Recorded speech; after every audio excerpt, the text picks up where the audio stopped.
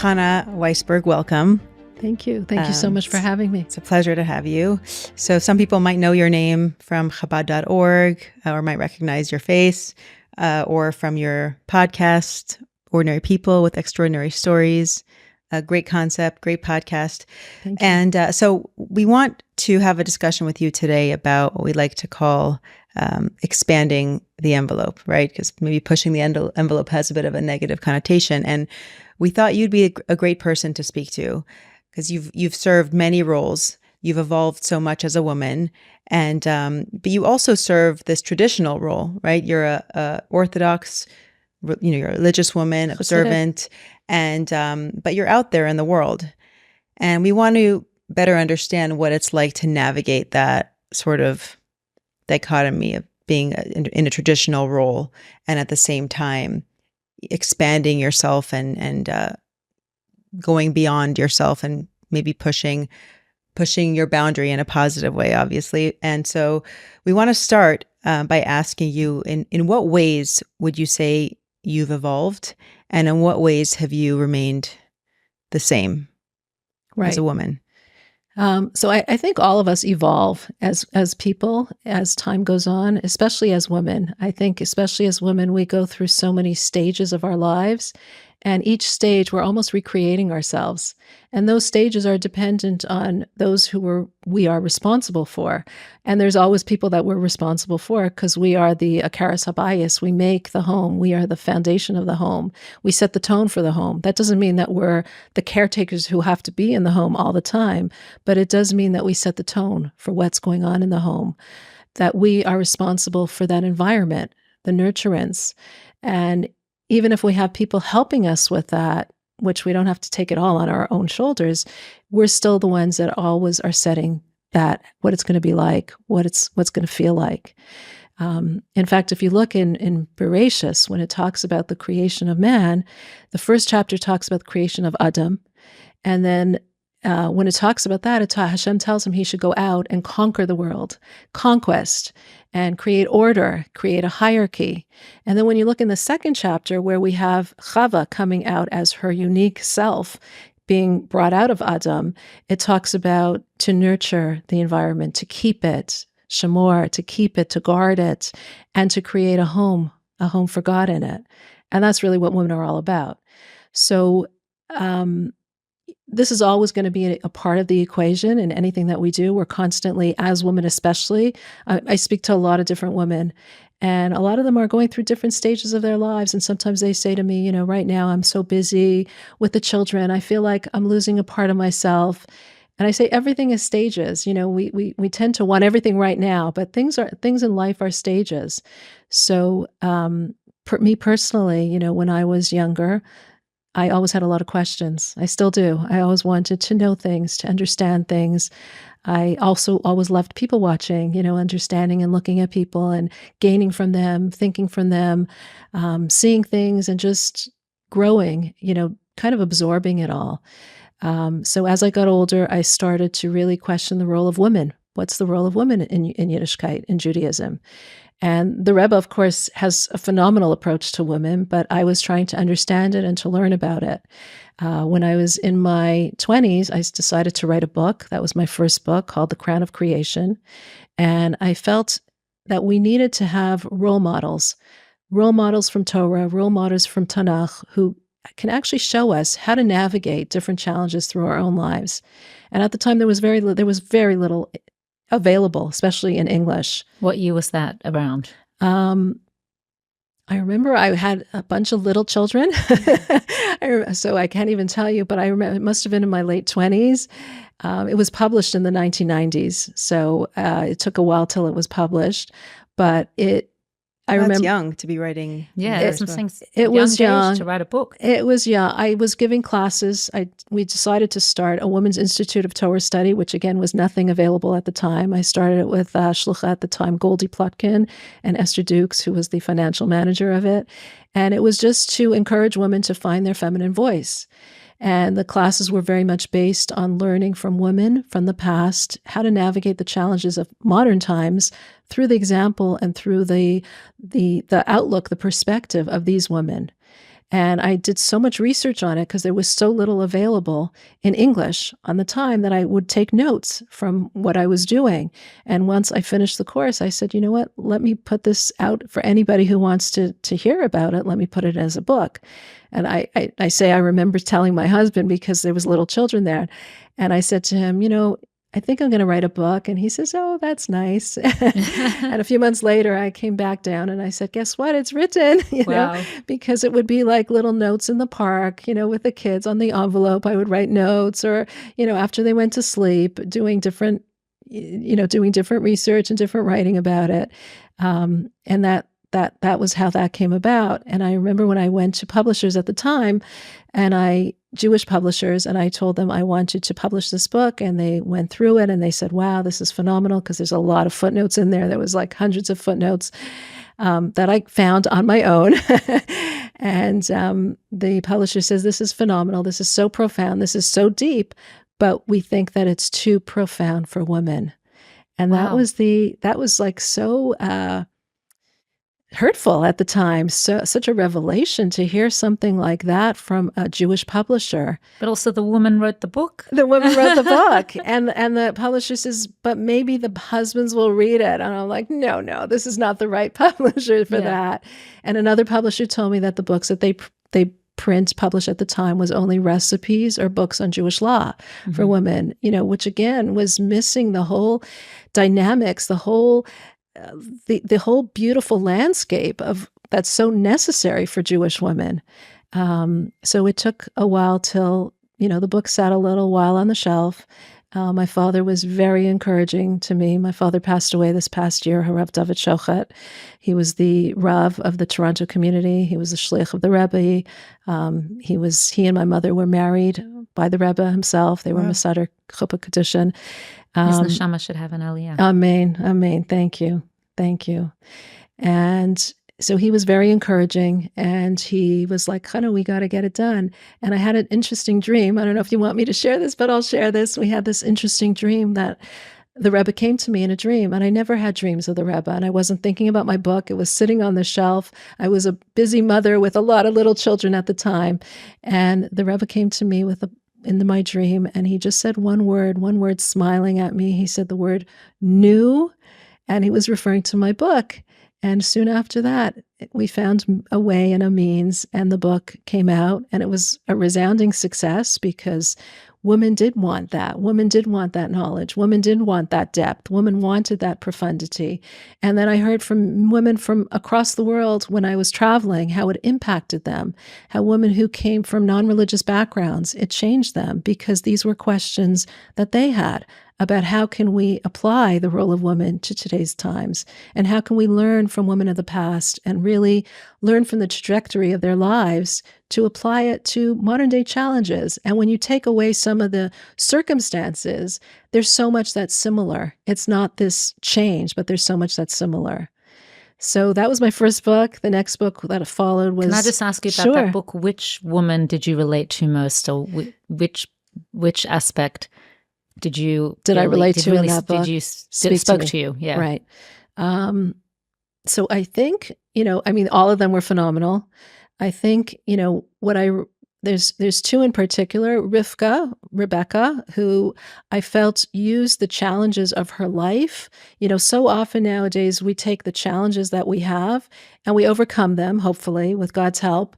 And then we kind of move on and move away from them. We're almost embarrassed from the struggles and the challenges that we've had in the past. And here with Rivkah's life, I felt like she took those challenges and used it for her own growth. She used it for her own success. She used it to understand things that her own husband Yitzchak did not understand, because she was born into that life of treachery that she was born into. She was able to understand things and have a sensitivity to evil in a way that her husband did not, and that changed the whole trajectory of our history in terms of the blessings by giving the blessings to Yaakov and not to Esav, and how she went about doing it through the trickery.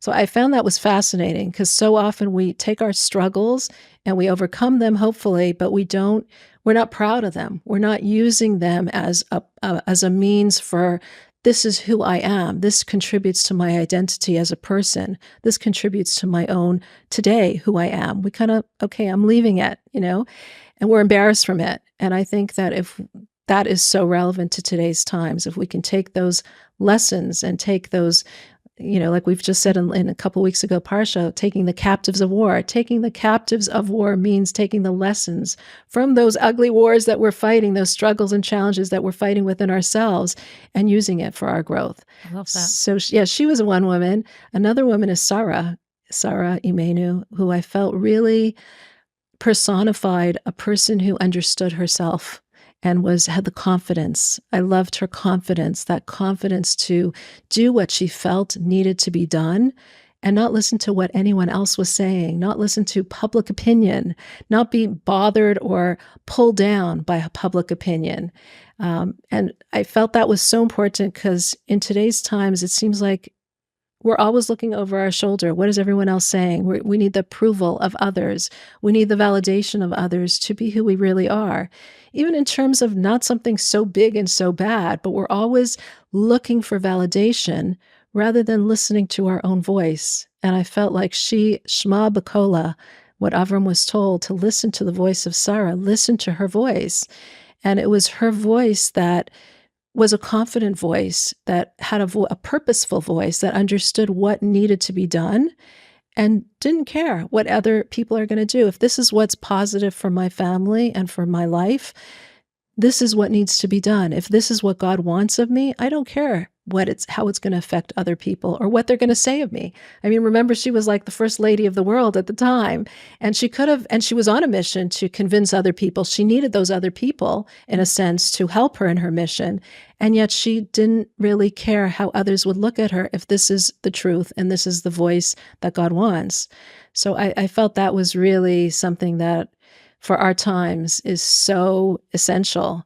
We're always like looking at how many likes we get and how many followers we have. And it's very hard to listen to find that inner voice, to find who we are, to find that truth about ourselves, that genuine authenticity of who we are. To really be in tune with that is something that we so need. And that really is what self-esteem is. Self-esteem is not that you have so many people telling you, you're great, you're great, you're great, you're doing great. The self-esteem movement, I think, made a huge blunder in the 60s and then on and on, where it was like you have to praise your children in specific ways, and tell them what they're doing or praise their talents. So what ended up happening is our children are waiting for that praise from us, that validation from us, instead of relying on their own self. They're relying on that validation from us. And we've got to get away from that. We've got to get away from looking over our shoulder at what people want us to do and what people want us to think of ourselves, because there's always going to be people who want you to think something of yourself, and you need to do what is real, what is really truth. Yeah. So, and what you're saying is or the way I understand it is that we really have to understand the nature of struggle and how a struggle can be our compass. And we have to be willing to sometimes confront the difficulties that we have with grace. And I we know even from the story of one of the greatest sages and teachers who ever lived, Rabbi Akiva, who was illiterate. He was illiterate. He only learned to read he learned the Aleph Beis, the Hebrew alphabet, at 40, and which meant that he had to confront the struggle of not being able to learn because he couldn't read. And we also have Moshe, who had a speech impediment. Right. And exactly. he was reluctant at first. It's interesting that he had this reluctance to lead because he didn't feel worthy. And then, maybe shining a flashlight on that and saying, well, why am I reluctant? What's going on? And what he discovered, or maybe what we know today, is that a great leader is not someone who necessarily has good speaking skills. A good leader is someone who knows how to listen. 100%. And so the nature of struggle and of our struggle is a very important aspect for us of growth and being able to take the next step, which is making the changes that we want to make in our lives. Part of that is being able to push past your comfort zone, obviously zone of comfort, right? If I'm struggling and I'm going to have to step out of my comfort zone, right, in order to be able to confront that struggle. And you know, it's really life, sometimes the life of trailblazers and people who maybe do things like, for example, what you did, right? Writing a book for women, which at that time your publisher didn't think women would need that book or read that book. They didn't think we would comprehend it. Exactly. They didn't, right. Exactly. I just want to say something about that, like what you're saying about the advantage of the darkness. Like it says in Chassidus, Yisron ha'or al ha'choshech, the advantage of the light on the darkness, that the darkness has this advantage of giving us, of shedding the light. Sometimes it's specifically in the darkness that we can find the light, that we can find who we are. It's through the challenges of our lives that we sometimes develop into the people that we become. It's like when you take blood, you ever take blood and they stick that needle in you and there's this syringe that's with it. So, you see the blood like coming if you're brave enough to watch it. I'm not always. I'm definitely not. But you see the blood like squirting into that empty container, and then they take off that container because they want another one to put on. And the needle is still in you, but the blood isn't coming out. It's staying there. It's only when they put that empty syringe, that empty vacuum, that the blood comes out. So it's only when we are a vacuum, when we're open, when we ourselves have sometimes that longing, that emptiness, that feeling of incompetence, that feeling of I want more, that we can really emerge and become that. Those might be the moments that you need to cherish, because they don't feel great. They feel horrible, but those might be the moments that are birthing a new you. And that's really what you're saying about the challenge. That's interesting that you share that. So thinking of those moments of emptiness and longing, so that could be, I'm just thinking of an example now, a mother who is taking care of her kids and she has this feeling of emptiness and longing that she doesn't have her own self-fulfillment. But that might take away from her being a mother. So how would you tell this woman to balance being a mother and then zoning into her longing and finding the passion that she would like to zone into in order to have her own self-fulfillment? That's a great question. And so many women have that question nowadays. And a lot of women come to me and ask me that. I think first of all, we have to remember there's no such thing as the woman that has it all. They like to coin the phrase, a woman who has it all, and doing everything. By choosing one thing that you're doing, you're obviously not choosing another thing. And we got to remember that. And as mothers, we're seeing more and more today in science that the first years of a child's life, how you can never replace that connection with the mother, that connection with the caretaker. I mean, psychology is showing more and more attachment theories where if you're missing some of that, then it has tremendous repercussions later on in life. So, the first thing is a woman needs to really appreciate what her role is and what her role as the mother is, what she's doing, what she's accomplishing in that role. And it's huge. Society does not give it the accolades that it really deserves, because you're creating a life. I mean, you're forming a life. And unfortunately, we don't see that. And it doesn't mean because society doesn't see it, we should convince society to see it. But it doesn't mean that a woman has to just change her role and just try to be in a masculine role because society is only valuing the masculine role. I think the Rebbe was very much into change society rather than change what you are. Change society so that it appreciates that. That's interesting, because I would think we need to, we're trying to evolve and adapt to society.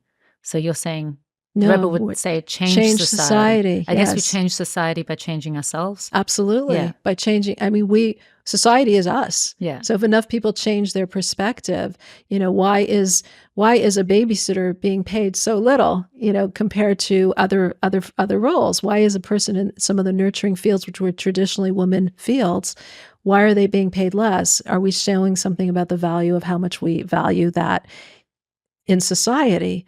And yes, we are. And that's wrong, because we need to change society, not change women to want to do other roles if that's not what they want to do or what their naturally instinct is to do. But let's change society. Let's make society adapt. That's how Geula happens. It happens by changing the entire world perspective to a more Torah perspective.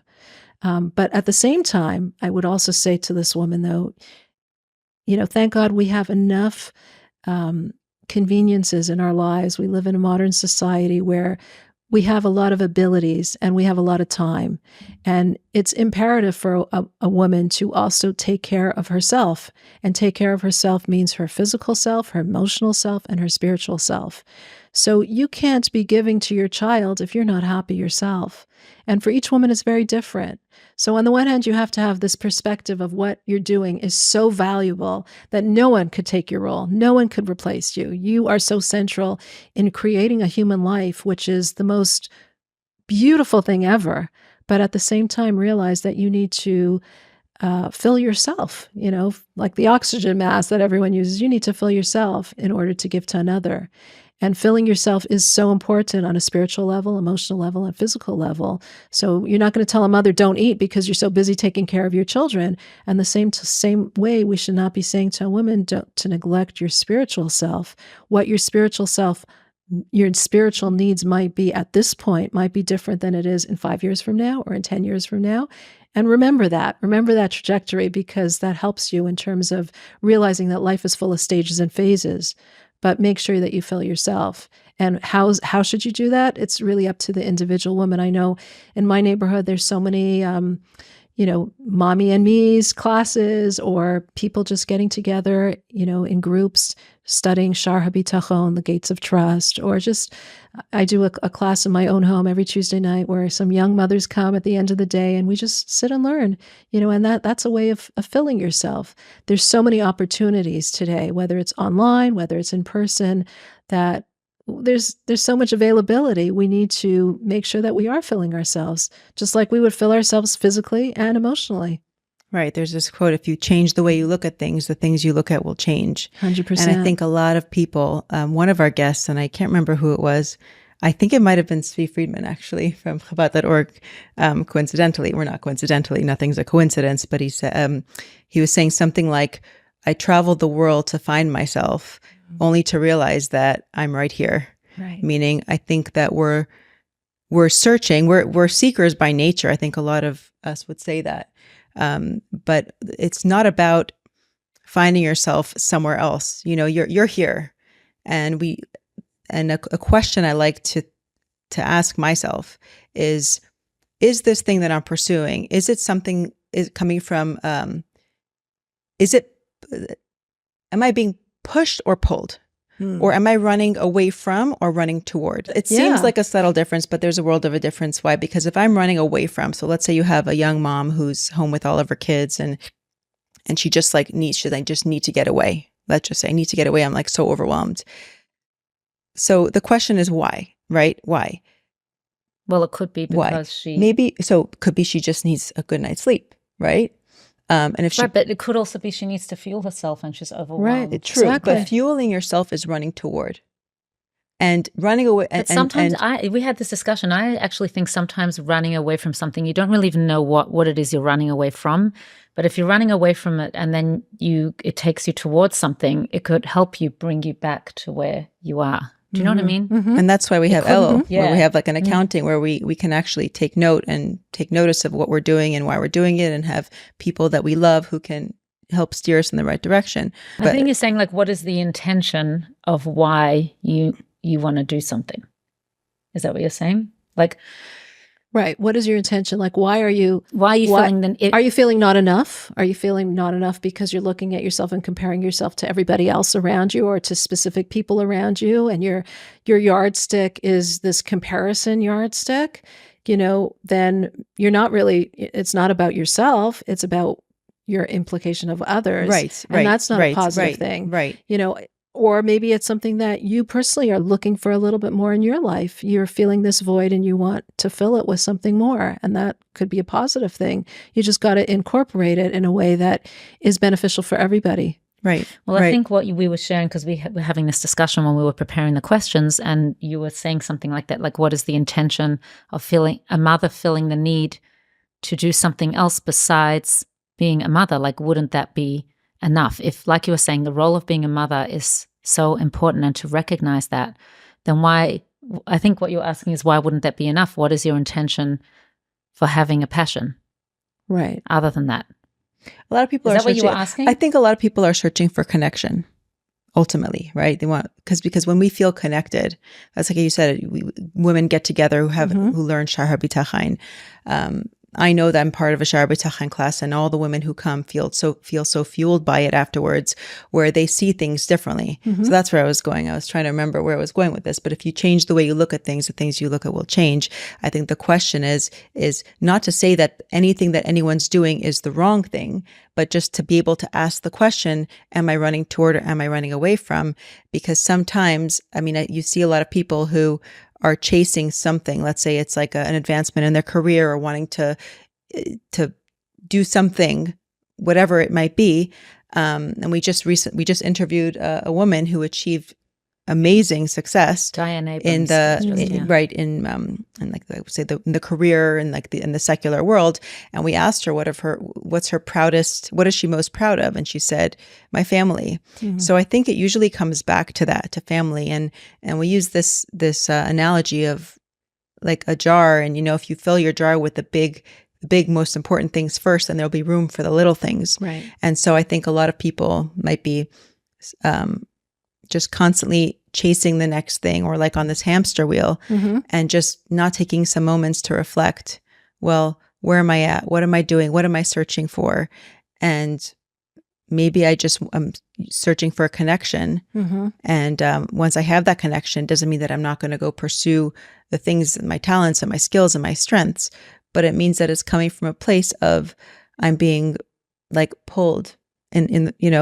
Right. You're being pulled to achieve the greatest self that you can achieve, rather than running away from something that is great also, that is great that you're working with, but you're running away from it. Right. But sometimes you need to run away in some way. It's kind of like letting go. Right. Sometimes you need to let go or run away, and because it could be you're not sure what it is that you think that you need to run away from where you are, but really it's that you're missing some kind of, either it's a connection or fulfillment or a growth in some area, but you need to run away in order to realize that. To find something, 100%. I mean, if you ever look at the fly crawling up and down the screen, it goes up and down and up and down. It's looking to get out, right? But it's just going straight up. And sometimes you'll open that screen a little bit to let it out. You'll open the door screen and you're like, go out. And it's still busy climbing up and down the screen, because a person who's a prisoner, the Talmud says someone who's a prisoner can't always see it, can't always see why they're in prison. And sometimes you need the help of somebody else to help you, a good friend, a mentor, someone who could show you, just a sec, you don't have to keep going up and down. Just go out, just move a little bit and you'll go out. So you're definitely right. There's ways of going beyond. I mean, this is what you're talking about, going beyond our comfort zone. Sometimes it's very comfortable to be, we're creatures of comfort. We like to do the same thing every day. And, it's hard for us to go out of our comfort zone. But I agree. The best way would be to know yourself and know, oh, this is what 100%. I need. But I don't know, I guess I'm thinking of my own life. Sometimes you don't even know what it is you're searching for till you start something, and then you realize, oh, this is what I need. Right. And that's why, like, when I go to the Ohel, I often don't know what specifically to ask for. I usually ask for clarity, because I don't think we know what we need. We know what we want, but what we want isn't always what we need. Right. And hindsight will tell that story. How often do you go through something and then looking back, you realize, wow, look at all the things that came from this negative experience, or all the lessons I learned. So you see how it can be good in hindsight, but 100%. then it's bad. So it's like, I want to have the clarity to know what you want, to know the path forward. And I think then it becomes easier to step out of your comfort zone. I think people who are so focused specifically on, I just need to step out of my comfort zone because that's where the growth happens. Well, it's true, but let's give you some context here. Sure. Stepping out of your comfort zone, if it doesn't feel right, you have to also trust your intuition. It doesn't 100%. feel right to step out of your comfort zone. Maybe this is not the right venue to step out. And we've seen many examples of, people maybe sharing too much and saying things that they later regret. And so I think it's important to have the clarity to know in how and when to step out of your comfort zone, which leads me to what I was going to ask you. Well, I was just going to say, like, I was once asked, so, at that point, it was like when people have like a 5-year plan. What's your 5-year plan? Like, I see you've done this and this and this. I'm curious what your 5-year plan is. And I said, I'm sorry, I don't have a 5-year plan because nothing in my life went according to plan. I was never planning to work for Chabad.org. I was never planning to be a public speaker. That wasn't part of my thought process or what. I was never planning to write my books. I was never planning to do any of the things, to start a podcast. None of these were part of this is my 5-year plan of what I want to do. We have to be able to be, I think, open to what falls in our way and open to possibilities rather than so set, and this is what we should be doing. And I just want to share with you, my father always gave me a blessing. His blessing was, you should be blessed to see the blessing in your life, because that is the greatest blessing that a person has, because we can be blessed with everything. And if we don't see it, we don't appreciate it. Right. So that is really the greatest blessing, to recognize the blessings in our life. And then we could also look at those things that we might be missing and try to expand ourselves to what else can we include? What other missions are there for me? How can I use my talents in a way that will make this world a more godly place? Right. Because we will never know what the future is going to hold. No. So we need to, like you say, I think Hashem has a wonderful sense of humor sometimes, where he takes us and where he puts us. And, we don't plan it, and the things that we thought we would never do, we become. And that is probably part of our greatest growth. And some things that make us the things that are the most difficult for us or that are out of our comfort zone are exactly where we need to go, because that's what has led us to become who we're meant to be. So yes, I agree with that. So when you initially sought to write this book and to put out this sort of new content, could you tell us a little bit about that balance of stepping out of your comfort zone, maybe like expanding the envelope a little bit, and how that was for you? Like, can you just like describe that experience for you? Like how does someone step out of their comfort zone? Holding true to your values, you mean? Yeah, like holding true and pushing, like navigating that balance. So, I think we have a good example with the daughters of Tzlavchad, when they went to Moshe and they said, we want an inheritance because our father died and he didn't have any sons. And the law was that the inheritance came always to the sons. And what we see with their example was 3 things. Number 1, they were very confident in approaching Moshe. According to some, they even approached him a couple of times, Number 2, they had understood the laws very well. They understood, they researched it, they did their homework. They knew what they could present before him. And they were very learned women. And number 3 is that they, what was I just going to say? They had 3 things that you were saying that. Right. It was about pushing past comfort zones. Right. And they realized that we need to take a step. We need to be, it's easy to say, not me, who am I? What am I going to be doing? I mean, I specifically, I'm an introvert, and people see me and they say, how could you possibly be an introvert? You're always out there, you're always speaking, you're always doing these things. But I'm a real introvert. Anyone who comes to my home sees that. My friends know that very well. But there are times when you need to take a role that is out of your comfort zone to do what God wants of you. And I think, when you talk about the role of women, it was very much looking at what the Rebbe was telling us as women. He was saying to us, you can do everything. You should be the Keres HaBayis. You should be that mainstay of the home. You should set the theme and the environment of your home. But at the same time, you're capable of more than that. You can do a lot more than that. And we see that today. We see with the army of shluchos that are out there. One of my daughters is a shlucha out in the Bahamas. And you see that women are taking care of their children while also taking care of their communities, while also being at the forefront, while also speaking, while also leading. We have a lot of capabilities, and we need to grab it because we can do it. And the world is waiting for us to do it. And not only is the world waiting for us, but that feminine perspective is so necessary. It's so needed in our world. I'll have men who will listen to my classes on Chabad.org and they'll say, This is the first time that I was able to actually get a woman's perspective on Torah learning, and it's refreshing, because there's a different way that we do look at the world, our children, society, love, emotions, everything. There's a different approach that we have. What would you say I know it's a hard question, but what would you say that different approach is to men?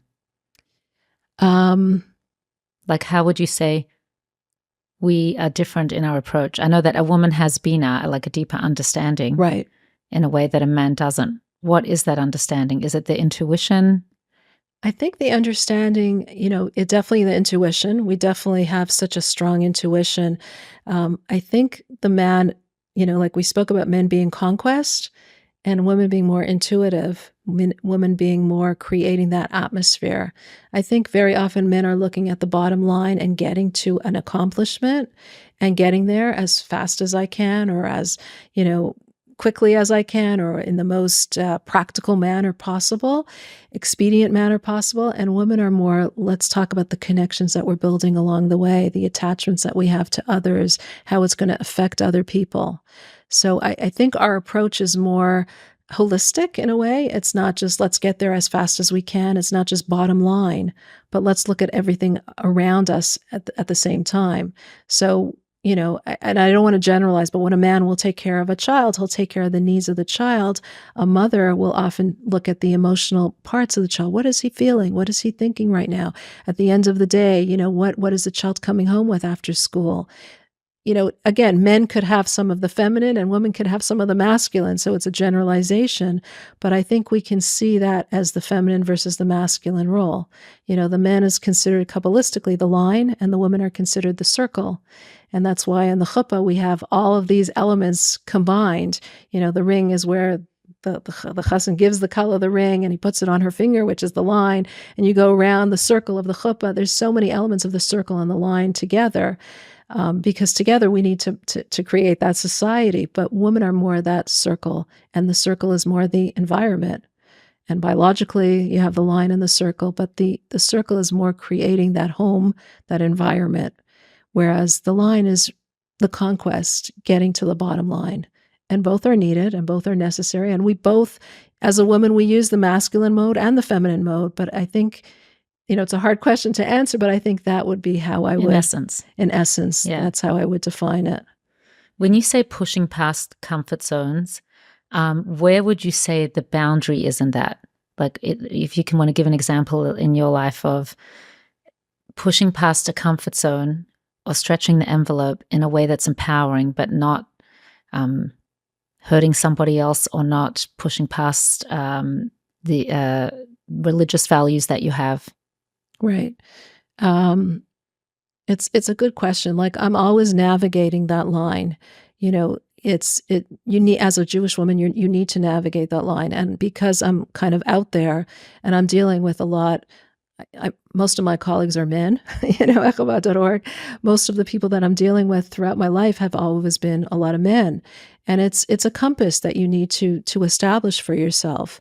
I was in the last interview that I did with Rabbi Y.Y. Jacobson. He brought up an interesting point, like just out of the blue, how he was talking to a therapist and he was saying to the therapist, how do you navigate it when you're having therapy with a woman?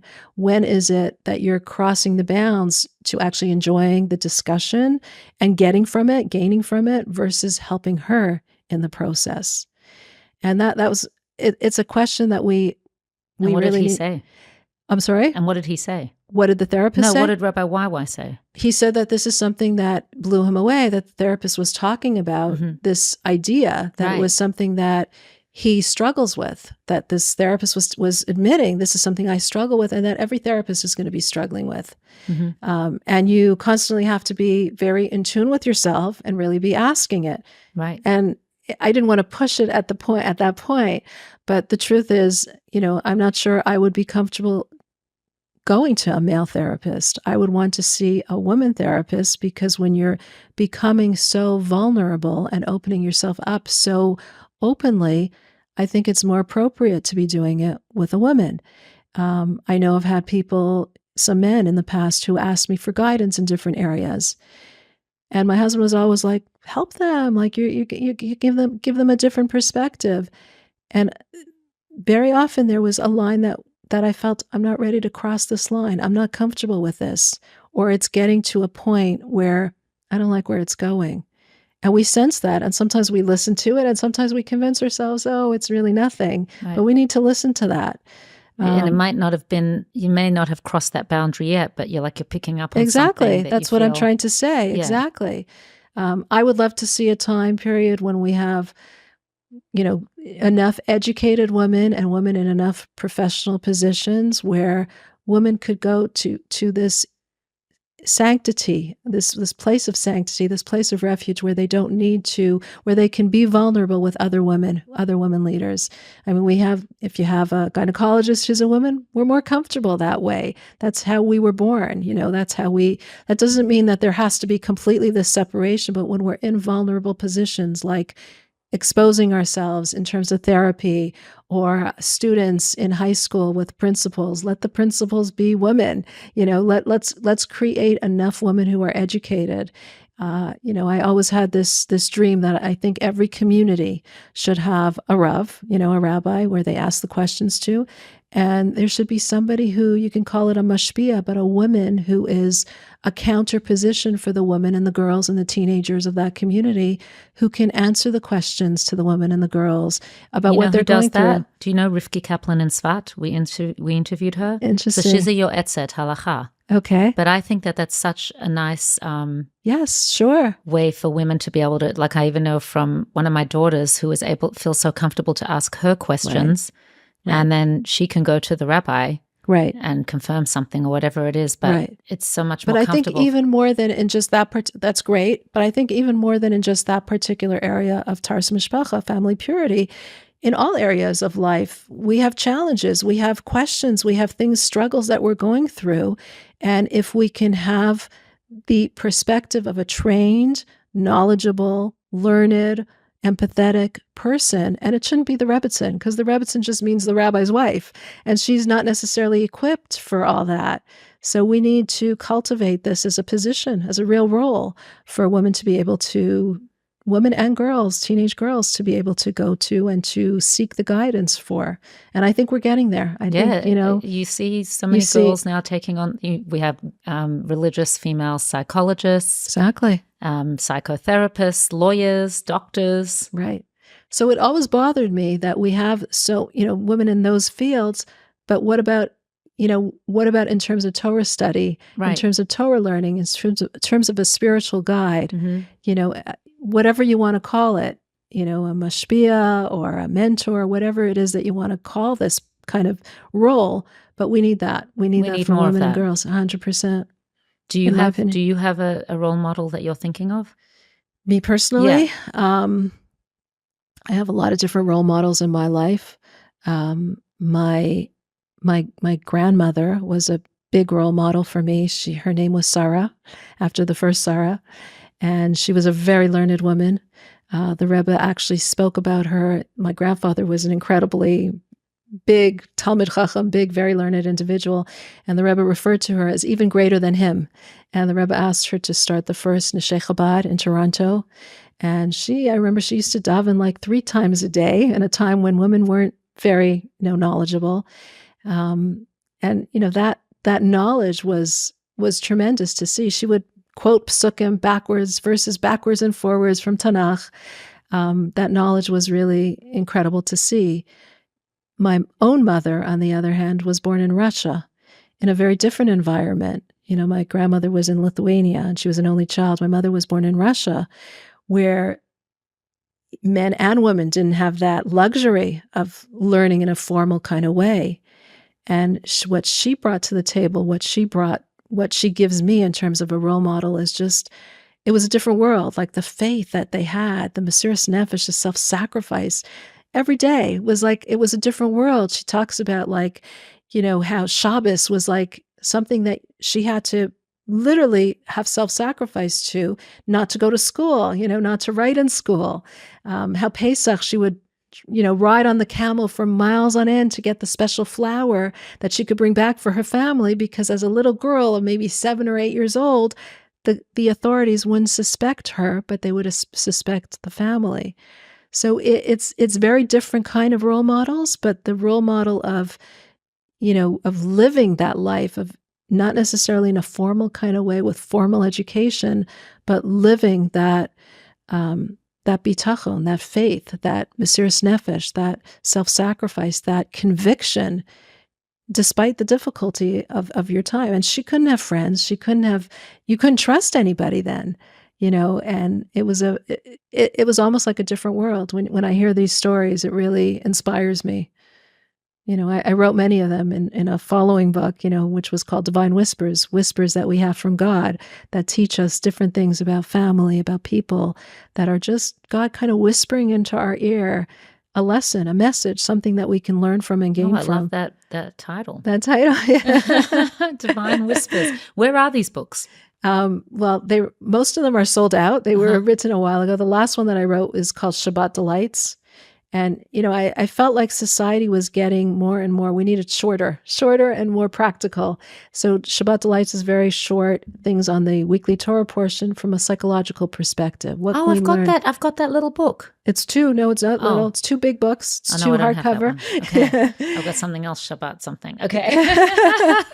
Yeah. And it's about, and like what I'm working with now with my podcast, I feel people need even faster, and they need that connection. This is probably why you're doing podcasts, because it's about an attachment with others. It's nice to sit and learn from Sha'ar HaBitachon. It's great. It's important. But when you can actually hear from people, their stories, how they're living it in their life, people are impacted in a tremendous way. So we've interviewed people that have great stories and are living that bitachon, living with that positivity, showing it on a day-to-day basis, living through their challenges and struggles. You can learn about how you're supposed to feel and what you're supposed to feel and what steps you're going to do. But when you actually see a living person, living bitachon, it's a completely different experience. Yeah, so, true. This is part of the evolution. Yeah. You evolve as people, you evolve in knowing what people need, what society needs as time goes on.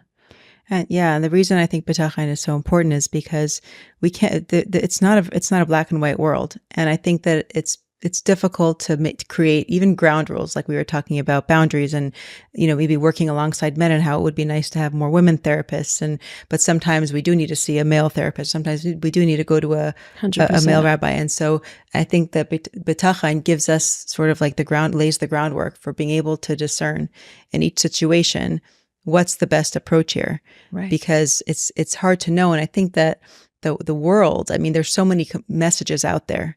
And I myself, like when I first started this like journey of like self-discovery and growth and exploration, it was like I was picking up self-help books at first, and each book had a different message. Right. And the messages some of them were very conflicting, right? Some books said, you just need to follow your passion at the expense of others. The other book was like, no, it's all about other people. And you have to, when you give, you also get. So there's like all these little things that if you're just looking to those things for guidance, it's a very confusing experience. And I think that tapping into intuition for sure is, turning up the volume on it is one big piece. Bitachon is a big piece. I know that IFS, it's a form of therapy. It's like sort of parts therapy. Yeah. Really also enables us to not see the world in black and white. Right. There's so many, we're different parts of you. There's different parts of me. Right. Yeah. And there's different parts of me. Which is really what Tanya talks about. Yeah. That's really the basis of Chassidus. Yeah. Yeah. Would you go to a therapist, like a therapist that's not religious? Or do you like to go? I'm saying if you were to choose a therapist. So you're the generation that everyone has therapists. I'm from a previous generation. Right. Well, we're moving now away from there. Yeah, no, because you were saying that we need more women. I think we need people who have your perspective and value system. I think that's so important. Well, my sister-in-law, Naomi Gutnick, is about to become a therapist. She's going to be very upset. I'm giving her a shout out. But I'm just so excited. Actually, Eda's a mental health counselor, but she's not practicing, but she's also a religious woman when she's practicing. Absolutely. I will be sending them to her. And my sister-in-law said, as soon as you get this, I've got a bunch of people to send to you. Amazing. Because I think that it's really important to go to somebody who understands our core values or who's living them. Yeah. It's different to understand them and to live them. 100%. Yeah. For sure. You need, And it's hard to understand it even when you're coming from a completely foreign perspective. So, unless there's something very specific, I think that you're trying to do a methodology for something very specific, I think you need people to understand your core value. But, So what there's not enough of that. there's not enough of that. Yeah. And you were saying about, about bitachon, I think it's very much when you study something in Chassidus, you see that as well. You open up Chassidus and you're sort of transported into a different realm, into a different understanding where you might not remain there. You might still come back down to your challenges and your difficulties. But for those few moments, you're transported into a different worldview. It's kind of like when you go on a plane. You go up on the plane and all of a sudden you're like so high up and you're seeing those little cars that are like little matchboxes and houses that are so tiny. And suddenly you start realizing, oh, hold on, the big problem that I had, that big issue that was so weighing me down, maybe there's another way of looking at it where it's not this huge, humongous thing that I can't even tackle. Right. It becomes smaller because you've been given this new perspective.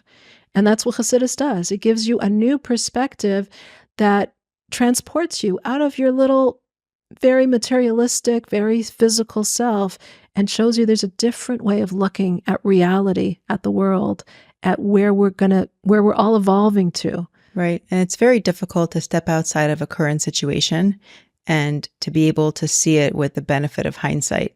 It's like, imagine, people normally, if they're in a mood, right? Like, oh, I'm not in the mood to go out, so I won't, right?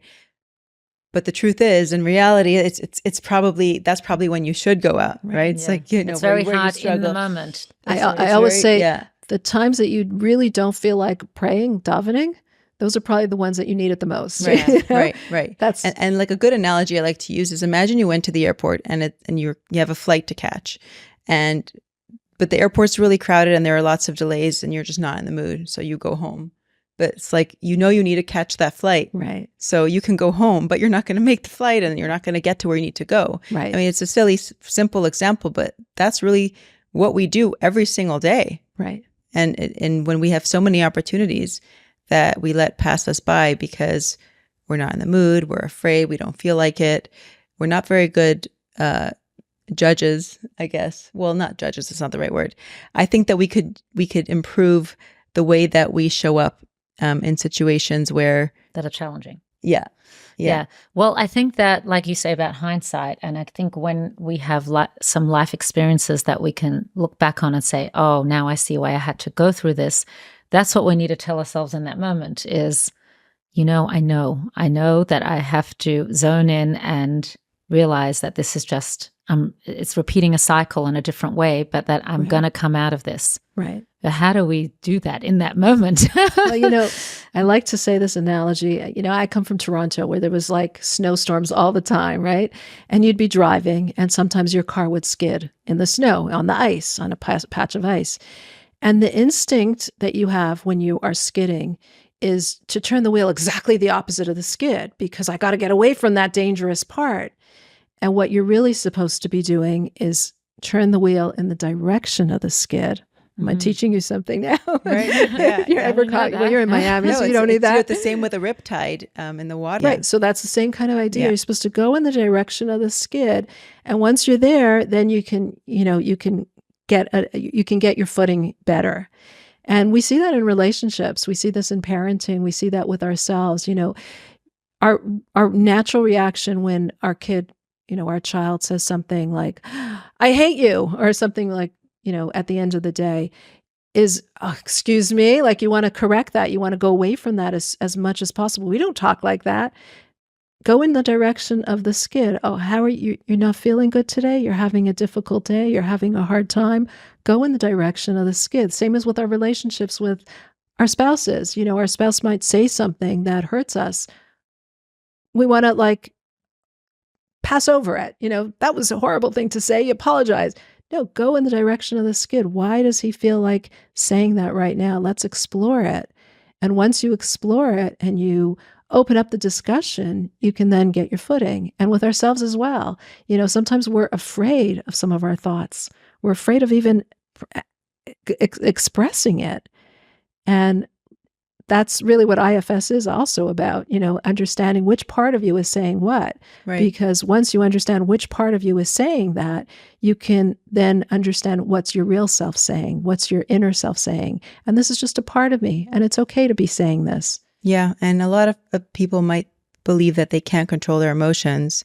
I mean, and Tanya actually says you could control them, which is interesting, or your thoughts, your feelings, your emotions. I don't know. I don't know which one specifically. All of them. Absolutely. Yeah. I think the initial, I guess it depends who you ask, but I feel like according to Tanya, I'm not a Tanya expert, so but I'm pretty sure it's like you could control it. Yes. You can control it. All of them. And an example used is like if you have, let's say a mother's yelling at her kids, and she's very overwhelmed, and then her phone rings, and she picks up the phone, and she could say, hello, like all of a sudden everything is totally fine. Right. Well, how did you do that? Right, exactly. We can harness that. I mean, that's something that we're able to do. We should just use those skills in other circumstances and I think very often in relationships, I would say parents and kids, and in couples relationships, those are, and I think this is a Jordan Peterson thought, that the two greatest opportunities you have in a relationship are the opportunities to connect to your children and to your spouse. Those are the two most profound relationships you could have in your lifetime. And very often that's where people are most triggered. And with those triggers often comes, like we talked about, moving away from, or running away from. Right. And anger, by the way, is running away from. Anger is running away from openness and honesty, and being able to expose your shadows as part of like IFS and Jung, is being able to expose the part of you that you are afraid to show the world. Right. Because you're afraid of what might happen. But the truth, in reality, it's like that is your chance. Like we talked about struggle. Your greatest chance at connection is to be open and vulnerable, specifically with the people that it's sometimes, and even with kids. I mean, obviously there are limits to vulnerability with your children. You don't want to be like talking about everything, but just to share how you feel, right, instead of getting angry, right. To be able to apologize if you snapped, right. Like so I'm sad that I did that, right. Well, then you're teaching your child how to apologize as well. You're modeling that. Right. But sometimes the struggle isn't even necessarily with somebody else. It could be a situation, you know what I mean? Where you're like, it seems unknown what's going to happen next, or somebody's not well. I don't know. There could be many different scenarios of 100%. You just having to know how to deal with the struggle and accepting the unknown. Yes. And that's why prayer is such a huge thing. I remember writing years ago, it was called The Voice of the Conflicted Soul, where I was going through a very hard time then. I remember waking up in the middle of the night and just crying about the situation that I was going through. And I was like upset, angry about it. Like, Hashem, why are you doing this to me? Like, why are you testing me one time after another time, and with things that are so important to me and loved ones that are close to me over and over and over again? Like, why is this happening? And it was interesting, but there was kind of this switch after that. Why is like, I need you. And like, on the one hand, you're upset with Hashem for doing this. On the other hand, the realization that Hashem is the closest to you also comes, where you're calling out to Hashem and you can't imagine a life without him. So from your anger and from your frustration and from the depths of your being, you're realizing that Hashem is the closest to you, that Hashem is the only thing in your life. And that's the most powerful connection. And that's the most, exactly. And that happens really through, like you're saying, through the challenges and through the struggles that we go through. It says about Eretz Yisrael, it says, Eretz Ocheles Yoshveha. It's a land that eats its inhabitants. When the Meraglim came back and they said, the spies came back and they said this negative report. And one of the Hasidic masters says, Eretz Ocheles Yoshveha means it's a land that eats those that are just settled in it, that don't move, that don't try to grow, those that are just sitting, that aren't trying to move and grow and come forward. Eretz Yisrael is a holy place, a spiritual place. A person who is a spiritual being can't just be settled. It's okay to feel that restlessness that we feel inside. That might be part of us, our soul talking to us and telling us it's time to explore a new avenue. Well, that is what's going to lead to us pushing the envelope The in envelope, a positive way. Exactly. Yeah, and also we grow according to the weight that we carry. Meaning, like there's this analogy of a rocket. And a rocket has a lot of fuel, carries a lot of fuel. In order to be able to take off, it needs that fuel. But that fuel also makes it heavier, and a heavier the heaviness, you might believe, it's going to make it too difficult for the rocket to take off, but that's what it needs. That's what it needs to propel propel it. But then once it takes off, yeah. and it kind of gets rid of the heaviness of the fuel, it still carries the fuel that it needs to soar into space. That's a beautiful analogy. And that's really, I think, what I wish people would see more, is that there is often the weight of the world, the existential angst, whatever you want to call it. It can be rocket fuel. You've got to harness it. There's something, there's something there. There's a creative expression. There's something to explore, and it's not like a heavy weight that's just going to sit there. It just wants expression. That's what we have to remember in the moment. Exactly. The struggle. Exactly. But I wanted to talk with you about some of the issues or things that are trending in the world right now. So, for example, vulnerability. People have become much more vulnerable and open to sharing their stories, their experiences. So what, in your view, what would you say is the right amount to share in pushing the envelope in an empowering way that will fuel a person and that will inspire others? So it's an interesting thing that you're asking me this, because I am such a private person. and that's good too. Just because something's trending, that doesn't mean that you have to be that way. It took me many years to realize, like I never thought of myself as a speaker. I never called myself a speaker. And it took me many, many years to realize, because I wasn't. Like if we were in a group together, with a large group, I would be the last one to raise my hand to say something. I would be thinking it. I'd be thinking lots of things, but I wouldn't say it. I wouldn't feel the need to say it. And it took me many years to realize, because I always thought that all these people that are the first to say things and the first to share things and so open, that those are the people that people want to hear from. And it took me years to realize that people specifically wanted to hear from me because I wasn't out there sharing, because I was more of a private person. It's like a friend of mine said to me, when you share something, I feel like when you're teaching something, I feel like you're teaching us like something that you hold, that you cherish so deeply, and you're sharing it with us as if it's the secret that you're almost sharing it with us. So that felt good. But as beautiful. Yeah, that was a nice way of kind of reframing it from like needing to be. I think that's a good thing to keep in mind when someone's sharing a secret, that's something that you hold dearly. Exactly. Because sometimes people share secrets that are not dear, they're more painful. Right. And might be coming from a bitter place. Right. So what do you think about that? So I think a person has to know who they're sharing, what's their motive in sharing. Is your motive in sharing? And, again, we're all in the podcast business where we're interviewing people, and we interview a lot of people who are sharing things. And sometimes these are very personal things. And it's always like a tug, like, do we really want to share this? Do we not want to share this? I think a person who is sharing, you have to try to really evaluate a couple things. Number one, is what am I sharing going to hurt anybody else besides me? And usually our stories affect a lot more people than just ourselves, whether it be our children, whether it be our spouses, whether it be siblings. There's other people in our lives. There's no man is an island to himself. Other people are affected by it. And do you have the permission to share from those people? Like, are you sure that those people are okay with you sharing? Or maybe the children are young. Are they going to want their mother or father to be sharing something that later might affect them? So I do think that that's a very valid concern that we don't often take into account. And even once that is cleared, and I'm only sharing about myself and it's not affecting other people, what is my motivation for sharing? Is my motivation for sharing that I want to be a spokesperson for this issue so that I can help people with this issue, so that it should no longer be a stigma with this issue?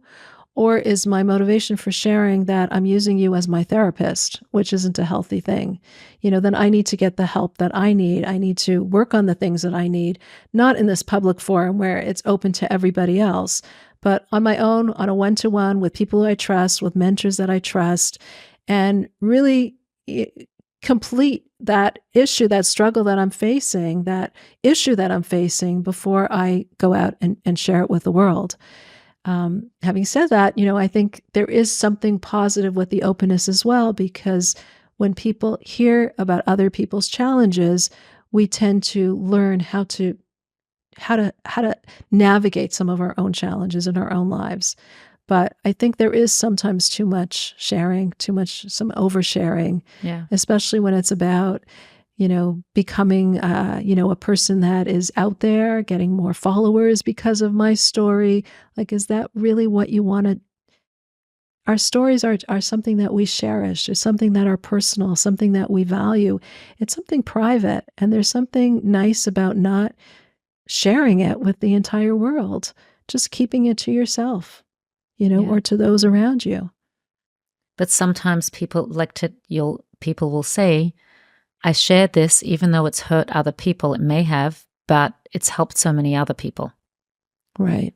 Yeah, no, I don't. I am in line with what you like. Right. I really like what you've just shared just now, but that's what's Well, trending like, today. Here's where I would, because I'm sort of like reflecting on what you said, and I agree.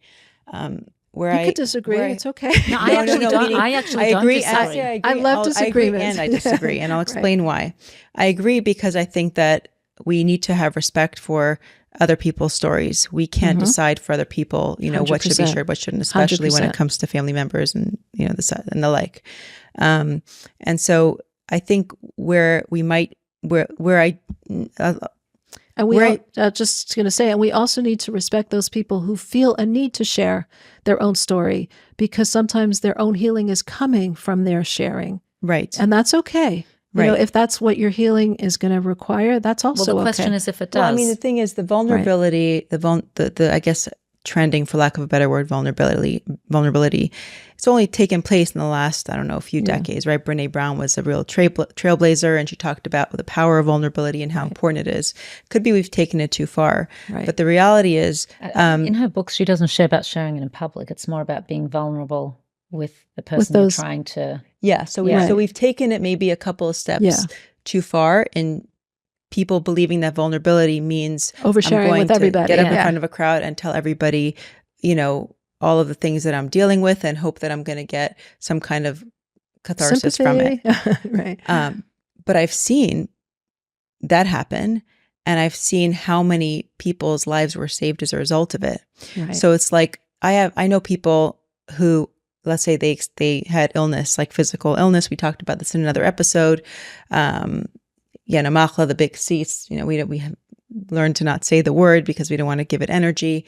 But like people who have truly struggled and kept it quiet, didn't share it with anybody because they just didn't feel comfortable sharing, which of course that makes sense. And then they experienced an internal struggle because of it, because they didn't really bring in a lot of support. They didn't, because there was not a lot of support, because a lot of people didn't know. And at the same time, it's like people who do struggle don't realize how common that struggle is. I just spoke to someone yesterday who runs a big organization in Florida that helps people who are, dealing with the medical system for many different reasons. And she said it's astounding how many people, they just are afraid to share what they're going through. So that's just that's what leads me to feel that, that kind of thing is, what are the limits of vulnerability? Because we've come to a place where we're definitely more vulnerable now than we used to be. Mm-hmm. So let's say if like you were ahead of your time writing this book, like if I'm ahead of my time, what does vulnerability look like in, 10, 20 years in the grander scheme of things, when we can think about the lives that were saved because someone was willing to come out against something like, abuse or 100%, things like that. Yeah. So that's where I feel sure. like. So I think the difference is, why are you sharing? In other words, if you want to become a person who breaks the stigma of these things being kept in secret because you want to help people, you don't want people to suffer like you've suffered, that's a positive goal. As long as you're not hurting, of course, the people around you by sharing it. But that's a positive goal. That's not just because I'm trying to get this catharsis of, what I could get in my therapy session. You're doing it because you have a purpose. You have a mission. You want to educate people on what abuse looks like, and you want to educate, or what suicide looks like, or what, a whole slew of different mental issues. That, what does it look like? Because you want other people to also get that help. That's a very valid and noble goal. Yeah, we actually had Basina Parstik. We interviewed her on our podcast. Yes, I had her also a while ago. Yes, and she suffers from, I wouldn't call it suffering, because actually it was quite inspiring, but she has, not quite inspiring, it was very inspiring. She has bipolar, and that really inspired and gave a lot of hope to a lot of people who 100%. Have mental illness. But she did also get permission to share that from her family. Yeah, her husband was very supportive. Yeah. Her children are very supportive of that journey. That's part of it. Yeah. So if your purpose is erasing the stigma and you're being a trailblazer in that way, and you have a mission in mind, that's great. If your mission is just because I want to get the followers on Instagram, or because I want to get the therapy by having everyone listen to me and become popular, I don't think that's such a valid reason, in my opinion. Right. But again, like, everyone has their own, I'm not one to judge, what someone else went through. Right. Yeah. And also, if someone wants to be private about it, to 100%. respect that. 100%. Yeah. That it's not forward thinking. It's just them wanting to, it's not that it's not forward thinking. It's just them wanting to hold that for themselves. Right. Yeah. I mean, sometimes something is so deep, you don't feel that ability to share it with somebody. Or you don't feel the desire. Or the desire. Yeah. Exactly. Right. And there's a distinction between like privacy and secrecy. The distinction is, if I'm choosing to not share because it's a conscious choice, I just like to be private, that's one thing. But if it's like, oh, I'm afraid of sharing it because what will people think? When it comes to what other people think, then it's like, then it becomes a problem. Yeah. Yes, I agree with that. Yeah. I agree with that. So this is the field that I'm in as a matchmaker, shadchanit.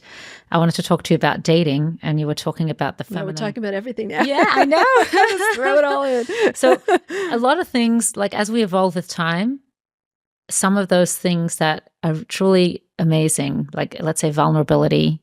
Now I'm going to talk to you about dating.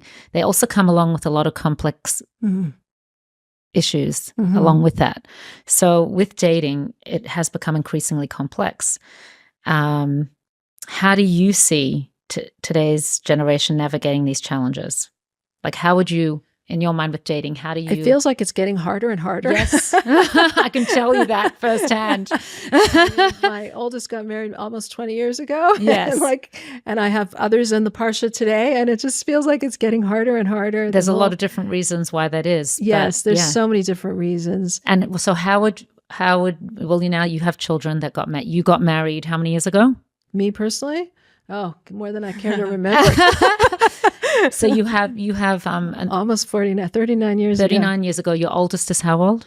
My oldest is 37. Okay, thank God. Telling everybody my age. Yeah. I got married when I was 5. Yeah. Well, me too. And your youngest, my youngest is 20. 20, right. So you see a big difference from when your oldest got married to now looking for the right person, person for your youngest. And what would you like to see differently? So there's like so many parts to it. We were just talking about privacy. So I think privacy is part of it. I think nowadays there's a lot of talking between boys and girls. Yeah. Boys talk to their friends and girls talk to their friends.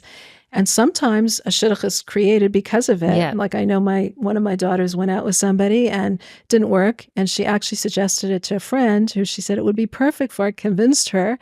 And they're married happily for many, many years. So there's a positive part of it. But there's also the negative part of it. Because if I rejected somebody, do you really want my reject?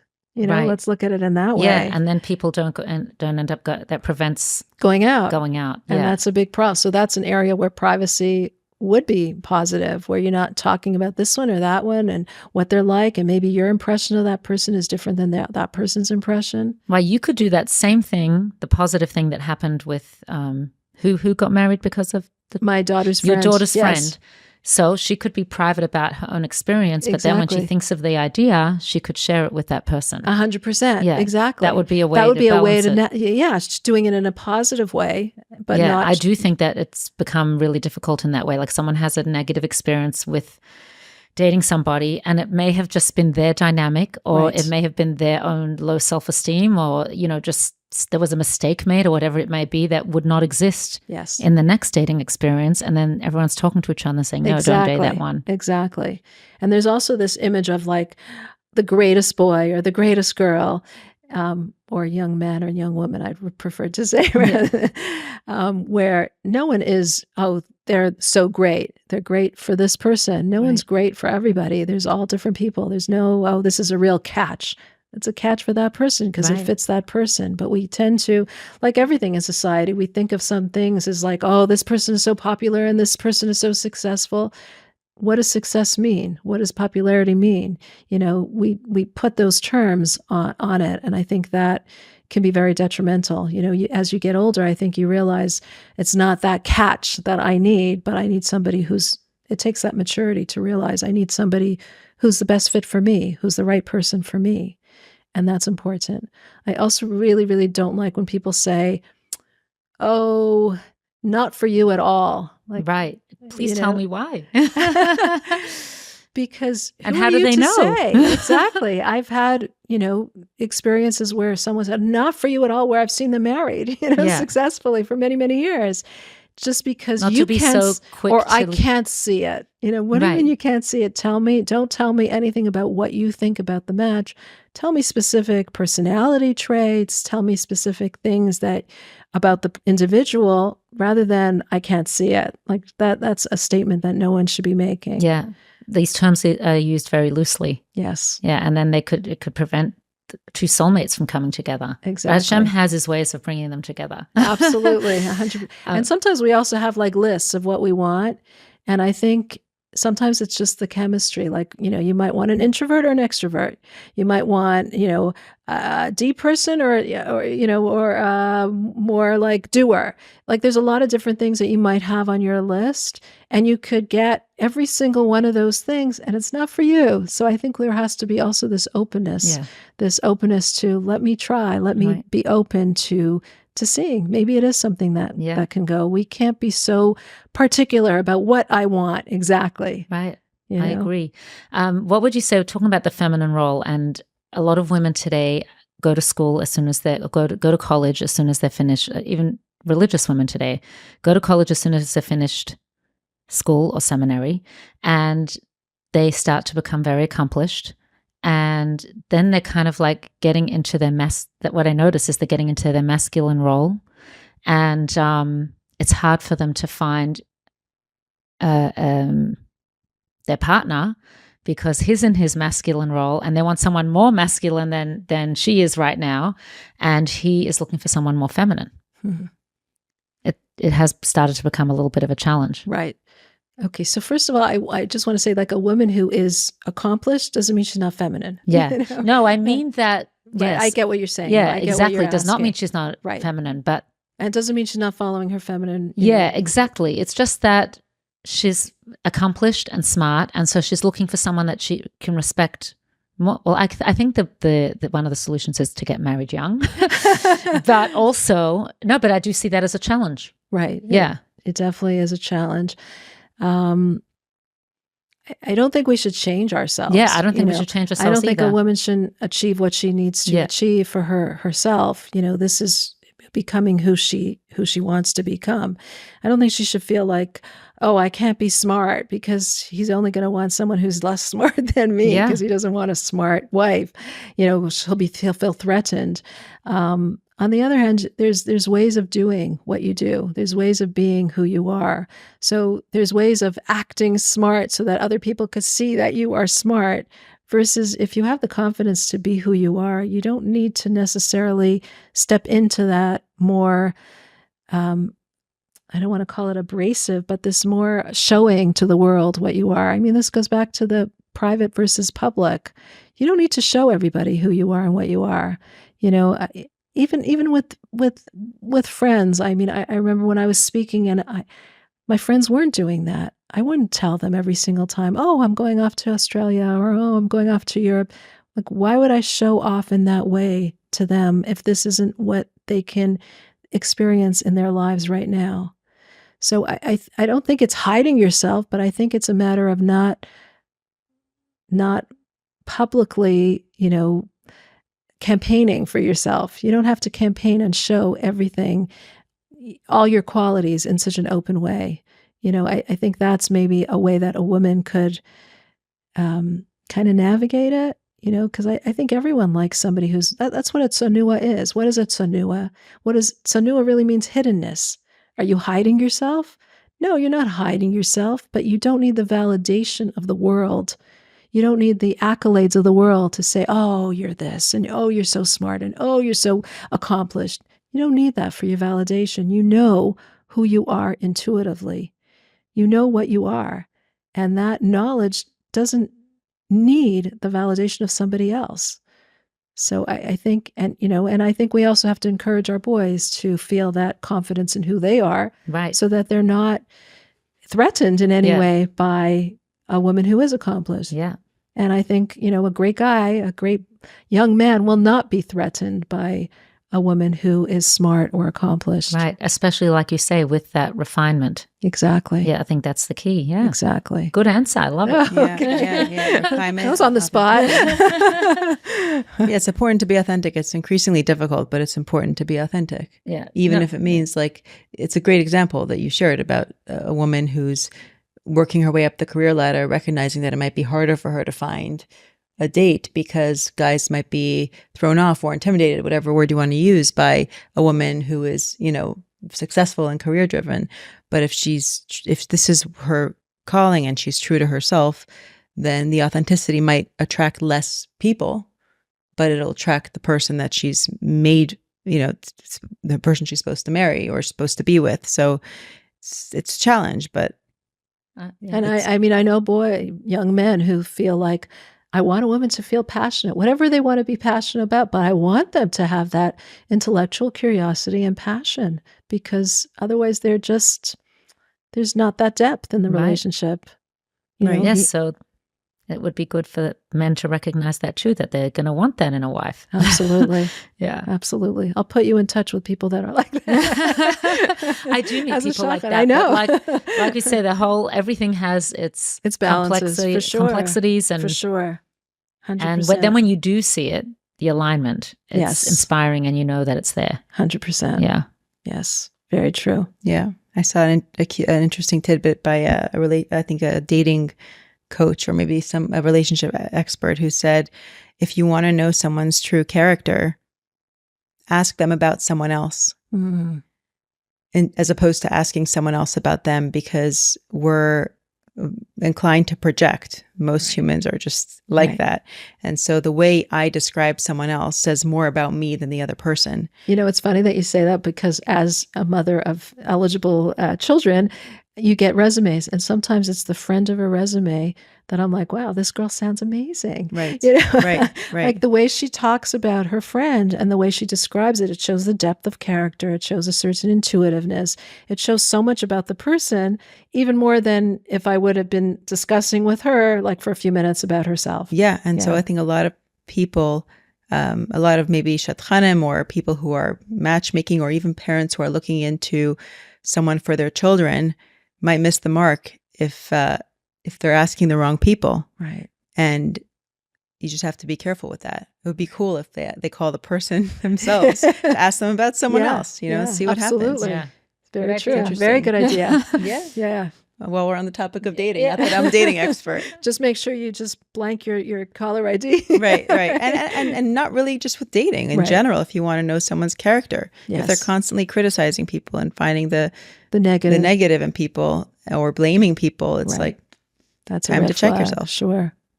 Yeah. Very true. People have to realize that you say one negative thing or one, even just saying, no, don't date her, like you say, or don't date him. It really, those words are remembered, and that, like, that's the first thing they're thinking of in their minds. Yes. Yeah. Yes. And that, and don't listen to that, though. It's not a valid. Sometimes it's a cue, like I'm saying, is a fine line, because sometimes it is a red flag. Right. Yeah. So let's delve deeper into it. Why do you feel that way? Like, what characteristics are the Ask the person next that? question. Yes. Yeah. Why? What do you feel about them that isn't, won't resonate with this individual? What is it about them that you feel?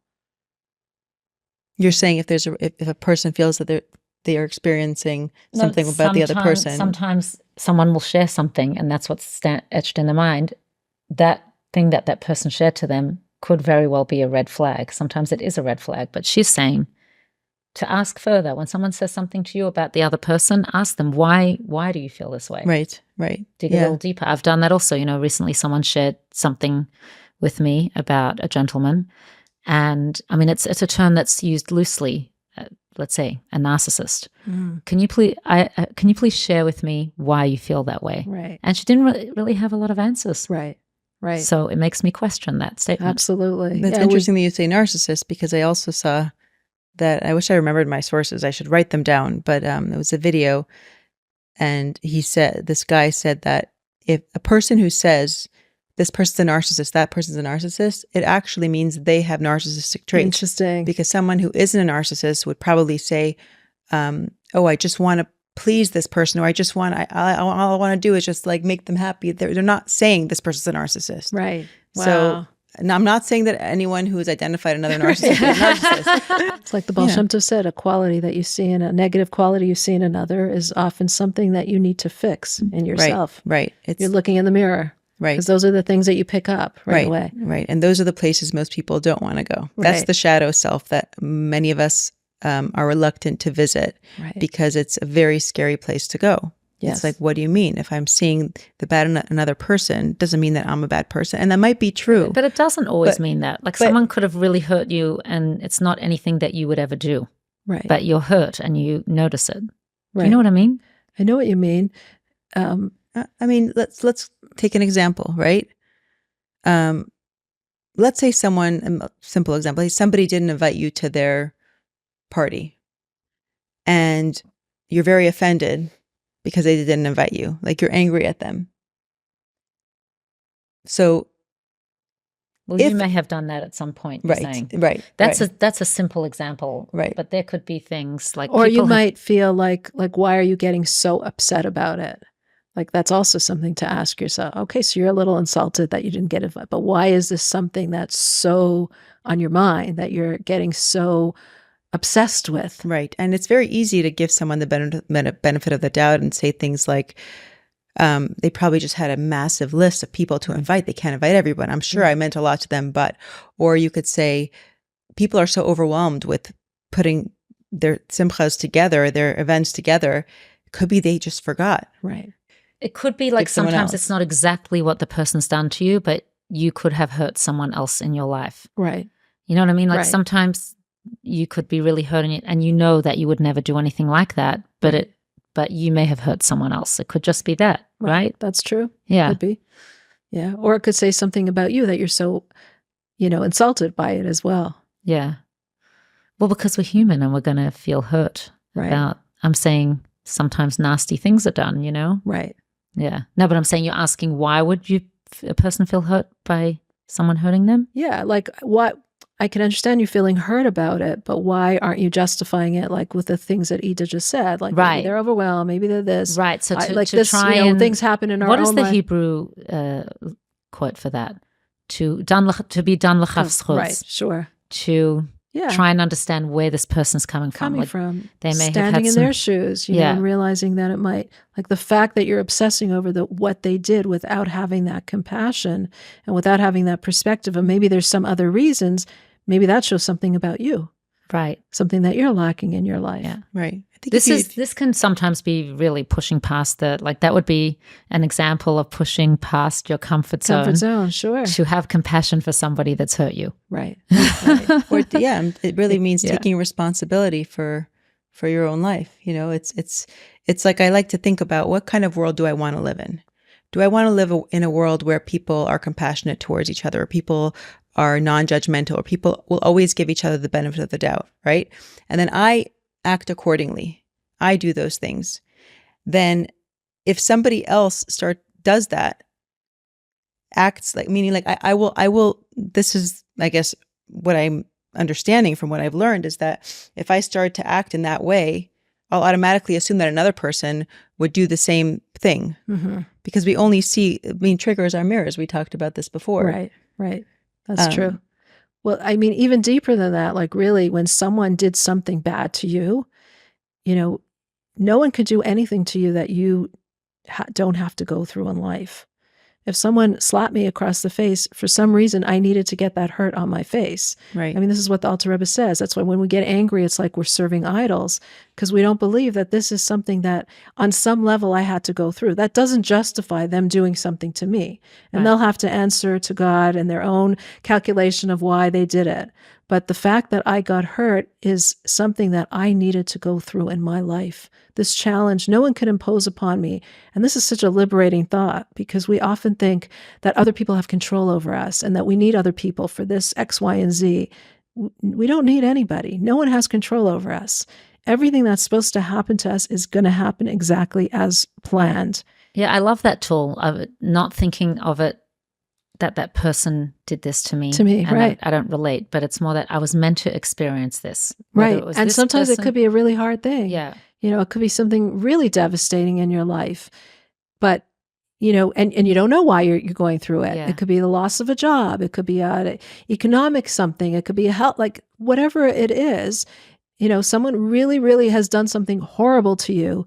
And to just take a step back and say, they haven't done that to me. I had to somehow go through this. Right. And so they it were kind just of allows you to not have anger towards them, because okay, how am I going to handle this? I know I was meant to experience it. Right. And that's not justifying their actions. Right. That's not justifying what they did. Yeah. They're going to have to answer for what they did because they have free choice as well. Right. But the hurt that I suffered is something that it wasn't because of them. It was something that I needed to go through for my own growth, for my own goodness. And somehow I don't see it maybe now. Maybe I'll see it in retrospect.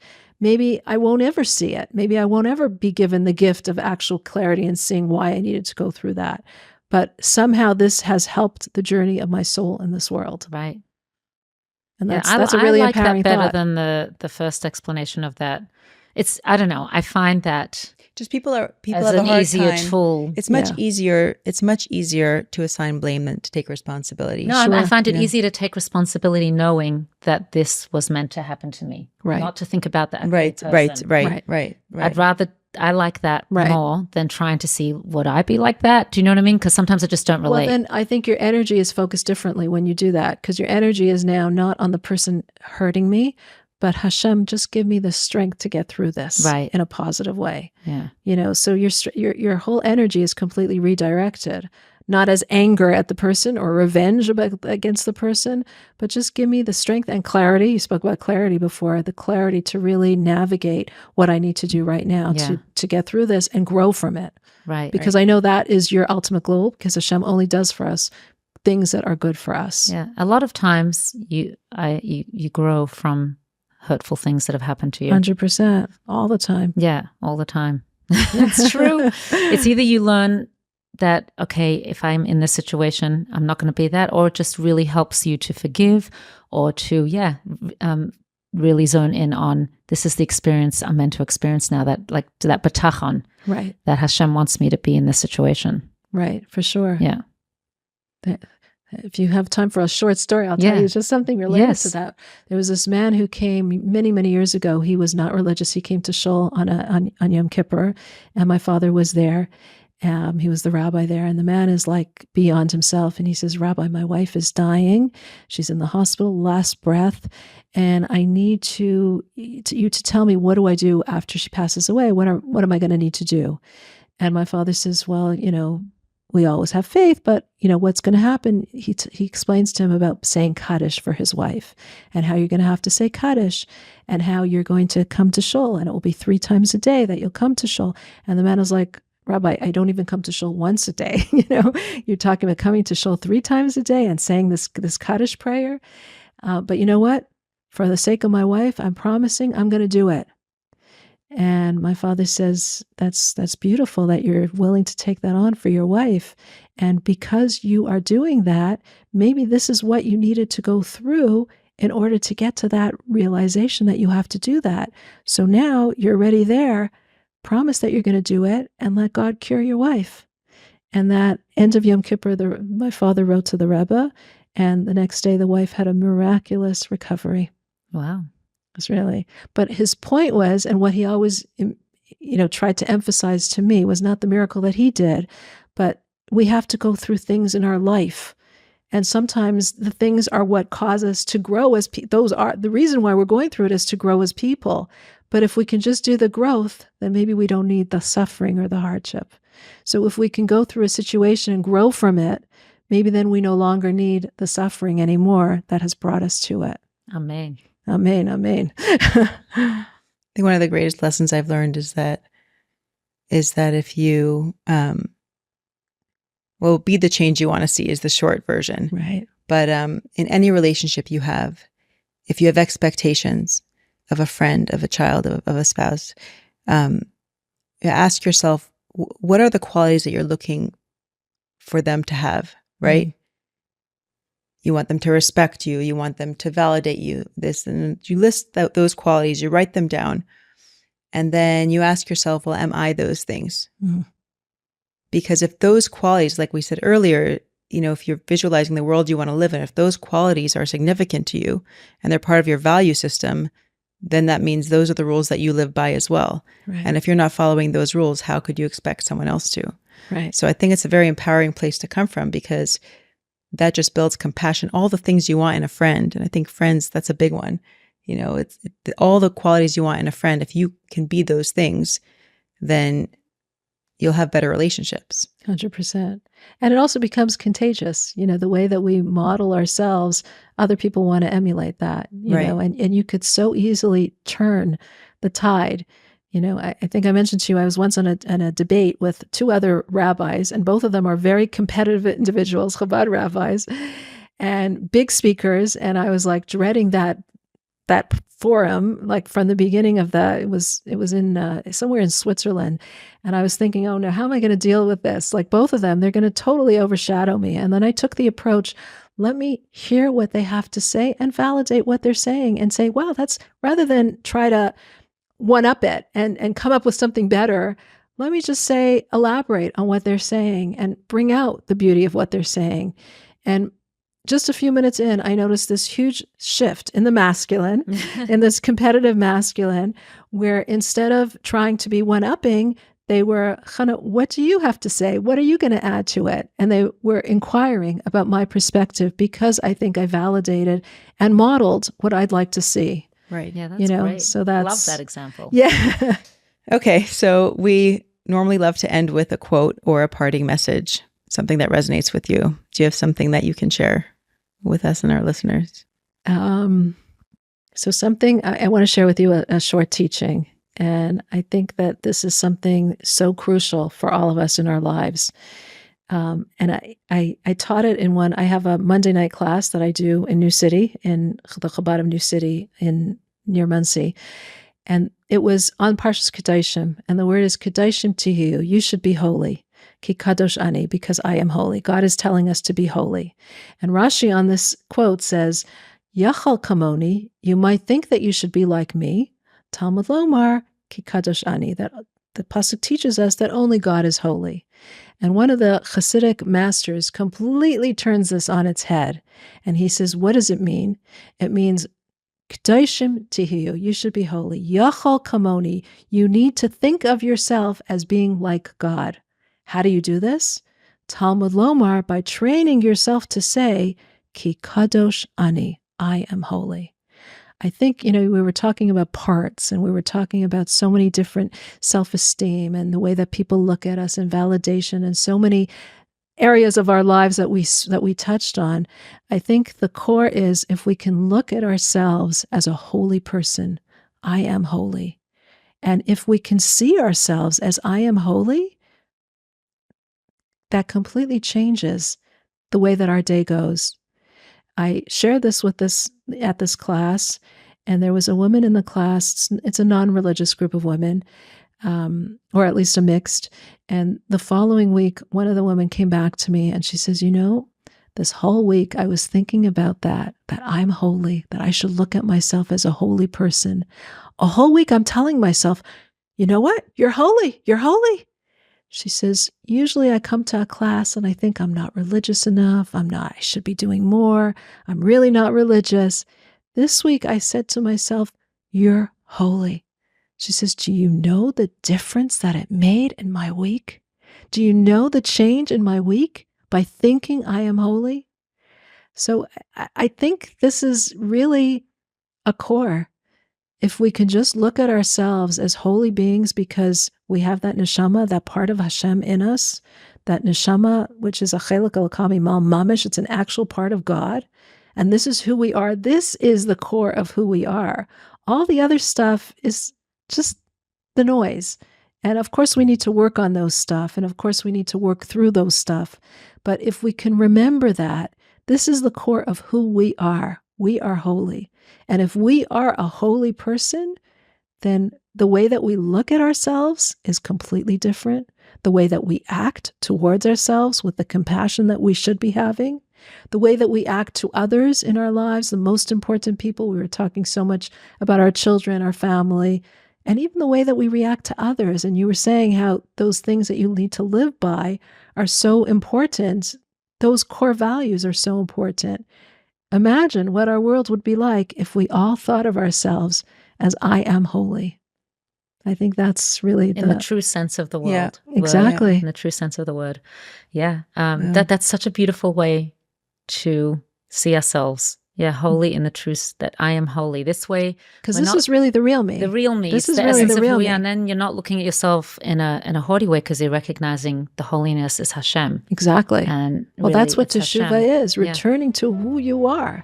You know, someone who is such a great person, like this holy neshama. How could I act in a way that's not befitting for me? This is what we're, and we all need to do teshuva, not only in the month of Elul or Rosh Hashanah, but throughout the year. We're always trying to be a Baal Teshuvah. Right. That's beautiful. Beautiful. Thank you for Thank you for ending so on this much. holy lens. Thank you so much for having me. Through Such this a holy lens. pleasure and privilege to be here. Really appreciate it. Pleasure to have you. It's a pleasure to have you. Thank you for bringing your beautiful perspective Thank you. to From the Inside Out.